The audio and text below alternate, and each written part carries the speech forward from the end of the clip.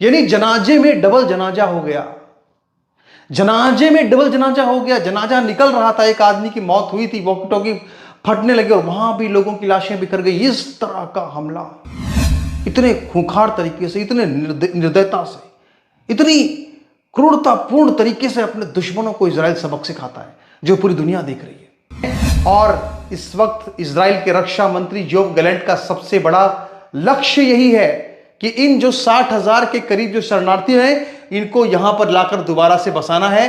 और लेकिन हिजबुल्लाह यहां से हमले कर रहा था। अब हालत यह हो गई कि लेबनान के अंदर जो हिजबुल्लाह के लोग थे, अपना मोबाइल छूने में डर रहे हैं, अपना पेजर छूने में डर रहे हैं, अपना पेन छूने में डर रहे हैं, अपना चश्मा छूने में डर रहे हैं। उनको हर जगह डर लग रहा है, हर जगह दहशत। ऐसा चौंकाया इजराइल ने।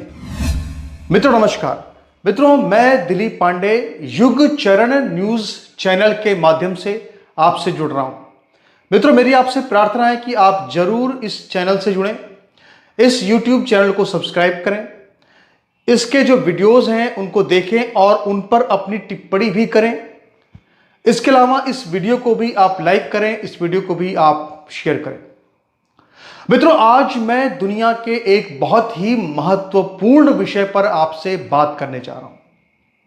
जैसा कि आप देख सकते हैं, इजराइल के प्रधानमंत्री बेंजामिन नेतन्याहू और हिजबुल्लाह के चीफ हसन नसरल्लाह। मित्रों, पूरी दुनिया के अंदर बड़े से बड़े युद्ध के रणनीतिकार और विशेषज्ञ इस बात को जानते हैं कि युद्ध हमेशा वही जीतता है जिसके अंदर अपने दुश्मन को चौंकाने की क्षमता होती है। यानी अपने दुश्मन को ऐसे चौंका दे कि उसकी सोचने समझने की जो ताकत है वो पूरी तरह से कुंद पड़ जाए। जैसे आप देखिए कि जब एक बाज किसी कबूतर पर झपट्टा मारता है तो कबूतर चाहे तो उस बाज से बच सकता है, लेकिन जैसे ही कबूतर पर उस बाज का झपट्टा आता है, कबूतर इतना डर जाता है कि अपनी आंखें बंद कर लेता है और उसी वक्त वो उस बाज का शिकार हो जाता है।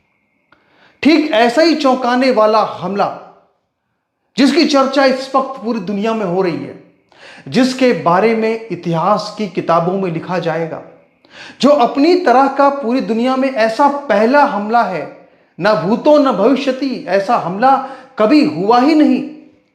1866 में जब डायनामाइट की खोज हुई और जब से जो बम धमाके थे वो होना शुरू हुए, जब से रिमोट कंट्रोल से बम धमाके होना शुरू हुए, तब से आज तक पूरी दुनिया में सबसे ज्यादा सफल टारगेटेड हमला अगर किसी ने किया है तो वो किया है इजराइल ने।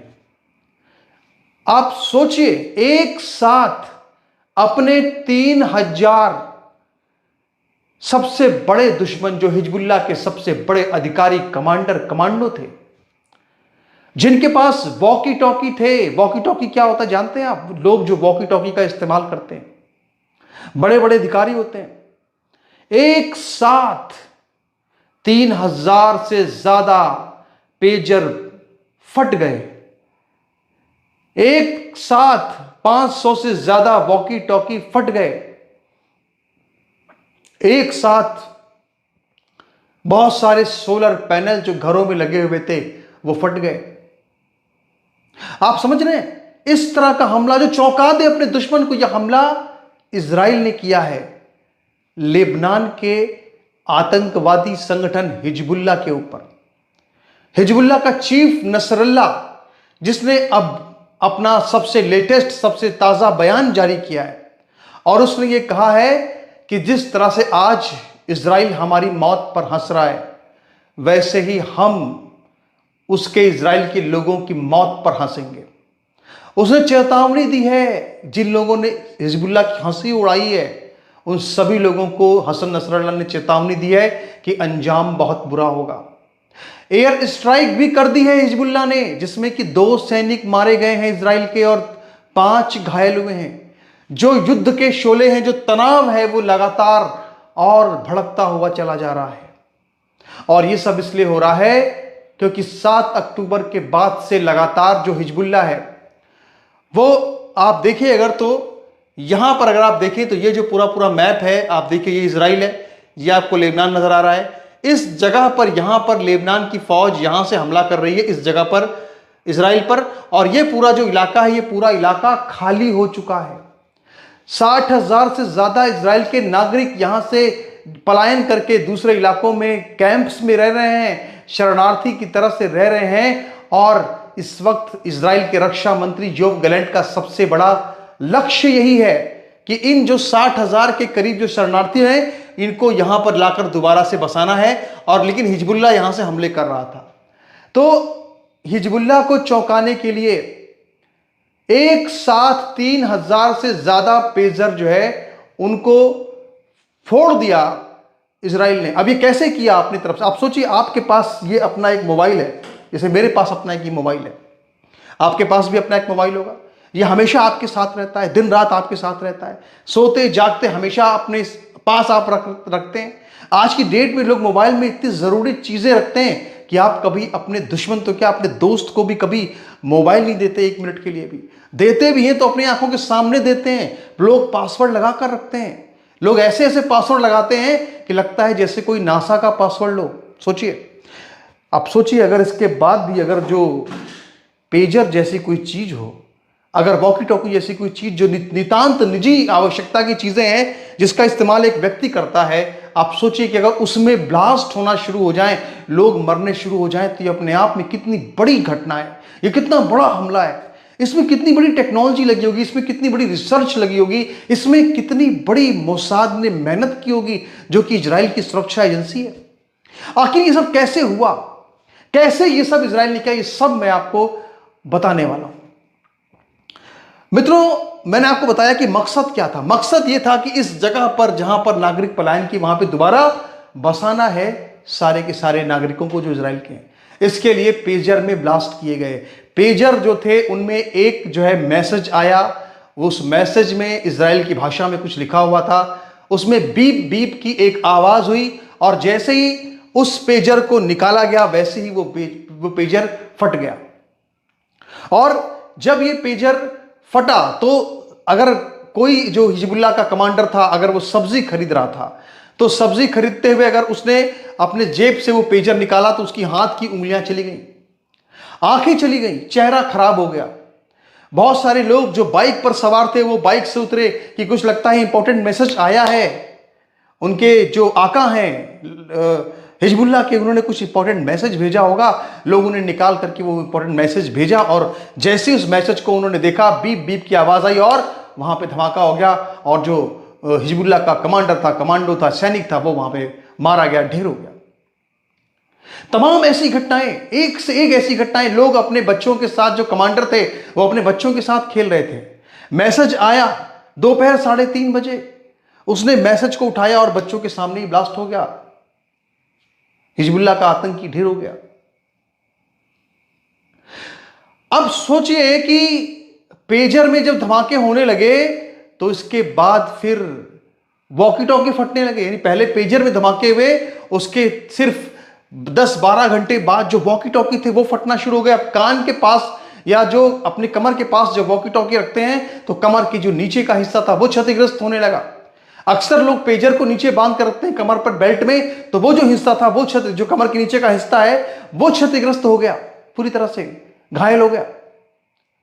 इतने खूंखार तरीके से, इतने निर्दयता से, इतनी क्रूरतापूर्ण तरीके से अपने दुश्मनों को इजराइल सबक सिखाता है, जो पूरी दुनिया देख रही है।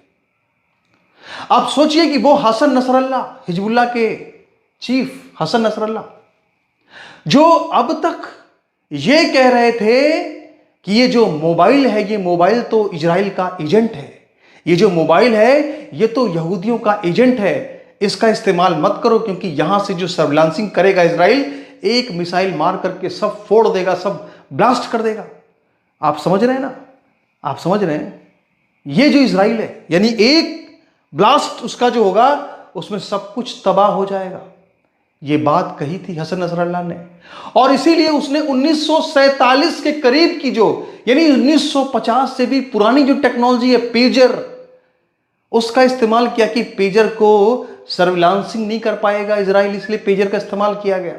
इतनी पुरानी तकनीक का इस्तेमाल किया गया, लेकिन इस पेजर को भी ट्रैक कर लिया। कैसे ट्रैक कर लिया? दरअसल हिजबुल्लाह ने बड़ी संख्या में, हजारों की संख्या में पेजर जो है वो ताइवान की एक कंपनी है गोल्डन अपोलो, उसको ऑर्डर दिए थे।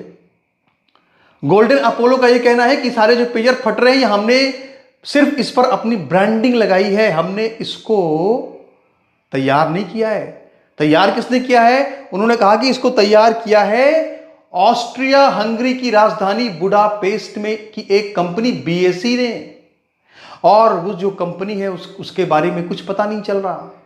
यानी आप सोचिए कि इसमें मोसाद ने खेल क्या किया। मोसाद ने यह पता लगाया कि आखिर कौन सी कंपनी इसको बना रही है, इसके बाद गुप्त रूप से हर पेजर के अंदर 3-3 ग्राम आरडीएक्स फिट कर दिया, विस्फोटक फिट कर दिया, और न जाने कौन सी ऐसी तकनीक आजमाई कि एक मैसेज आया, बीप बीप हुआ, पेजर गर्म हुआ और पेजर फट गया।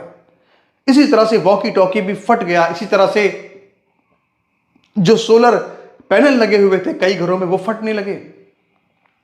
अब हालत यह हो गई कि लेबनान के अंदर जो हिजबुल्लाह के लोग थे अपना मोबाइल छूने में डर रहे हैं, अपना पेजर छूने में डर रहे हैं, अपना पेन छूने में डर रहे हैं, अपना चश्मा छूने में डर रहे हैं। उनको हर जगह डर लग रहा है, हर जगह दहशत। ऐसा चौंकाया इजराइल ने।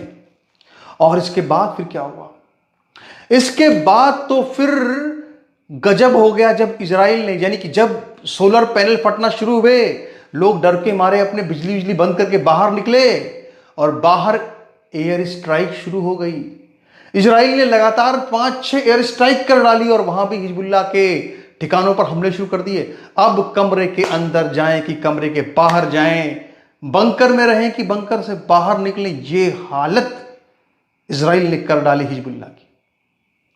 और आप सोचिए कि इसमें कितनी मेहनत लगी होगी। 1972 में इस तरह का पहला हमला इजराइल ने किया था, जब एक फिलिस्तीन का बहुत ही खूंखार आतंकवादी पेरिस में एक बहुत आलीशान अपार्टमेंट में रह रहा था। 1972 की घटना है। मोसाद के एजेंटों ने गुप्त रूप से उसके अपार्टमेंट में घुसे और वहां पर जिस लैंडलाइन, उस वक्त मोबाइल नहीं था, लैंडलाइन फोन होते थे, तो जिस लैंडलाइन का वो इस्तेमाल करता था उसके रिसीवर में बम फिट किया, रिमोट से बम फिट किया। और जैसे ही उस आतंकवादी वो वहां पहुंचा, उसने उस फोन को उठाया, रिसीवर को उठाया, बिल्कुल उसी वक्त ब्लास्ट हुआ और वो जो फिलिस्तीन का आतंकवादी था वो मारा गया। एक और फिलिस्तीन का हमास का आतंकवादी, जिसको कि बड़ा उनका नामी आतंकवादी था, उसको तो मोबाइल में उड़ा दिया, मोबाइल में फट गया और उड़ गया वो, उसके मोबाइल में बम फिट कर दिया। और तो और मित्रों, आप सोचिए वॉकी टॉकी ब्लास्ट जिस तरह हुए वो तो गजब की ही बात है। यह जो पूरा का पूरा हमला हुआ, इस हमले में 3000 से ज्यादा लोग अब तक घायल हो चुके हैं। और बड़ी बात यह है मित्रों कि ईरान के जो राजदूत हैं वो भी इसमें घायल हो गए हैं, उनकी भी आंखों को चोट लगी है।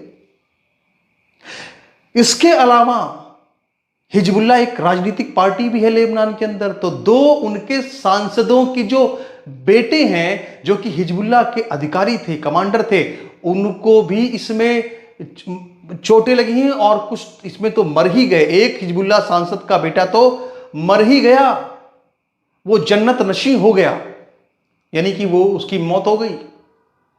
और आप सोचिए मित्रों कि जब उस हिजबुल्लाह के सांसद के बेटे का जनाजा निकल रहा था, उस जनाजे में कई बड़े बड़े अधिकारी शामिल थे और वो अधिकारी अपने वॉकी टॉकी का इस्तेमाल कर रहे थे, कम्युनिकेशन कर रहे थे। उसी वक्त वॉकी टॉकी फटना शुरू हो गए, यानी जनाजे में डबल जनाजा हो गया।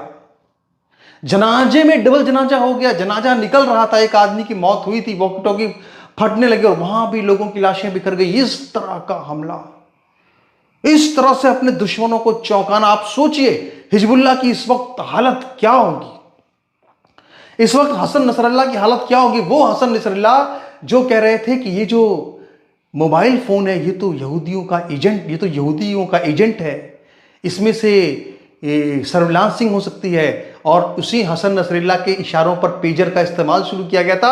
अब वही हिजबुल्लाह के चीफ ये कह रहे हैं कि पूरे लेबनान में पेजर को बैन कर दिया गया है और एयरपोर्ट पर तो पेजर और वॉकी टॉकी को ले जाना बिल्कुल ही सख्त मना कर दिया गया है। ये हालत कर दी इजराइल ने।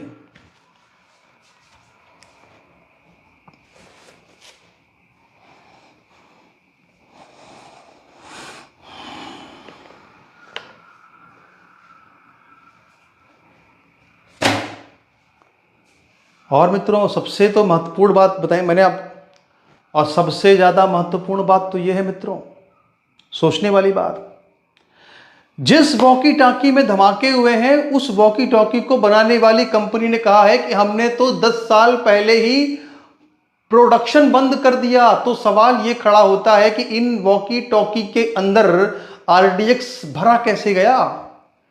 इससे यह बात बिल्कुल साफ होती है कि लेबनान के अंदर हिजबुल्लाह के जितने कमांडर्स जो वॉकी टॉकी का इस्तेमाल करते हैं उनके आसपास मोसाद के एजेंट मौजूद हैं। मोसाद की एक विंग है जो कि उनकी साइबर अटैक करती है, जिसको बोलते हैं 8200 8200। यह कहा जा रहा है कि इसमें पूरा पूरा उसका हाथ है। तो मित्रों आपके इस पर क्या विचार हैं? युग चरण न्यूज के माध्यम से आपने मुझको सुना, आप जरूर इस यूट्यूब चैनल को सब्सक्राइब कर लीजिएगा। नमस्कार।